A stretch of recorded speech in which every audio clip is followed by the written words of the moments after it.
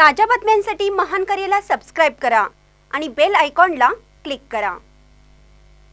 राधानगरी तालुक्यातील 44,818 पैकी 43,389 प्रत्यक्ष कुटुंबाचा 100% सर्वे पूर्ण।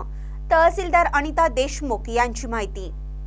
शासनाच्या निर्देशानुसार मराठा समाजाच्या आर्थिक व सामाजिक सर्वेक्षणाची मोहीम सुरू होती। राधानगरी तालुक्यातील 47,000 पैकी 44,818 प्रत्यक्ष कुटुंबापैकी 43,389 कुटुंबाचा 100% सर्वे पूर्ण करण्यात आला असल्याची माहिती तहसीलदार श्रीमती अनिता देशमुख यांनी दिली। मराठा समाजाला आरक्षण देण्याच्या पार्श्वभूमीवर शासनाने राज्यभर आर्थिक व सामाजिक सर्वेक्षणाच्या सूचना दिल्या होत्या।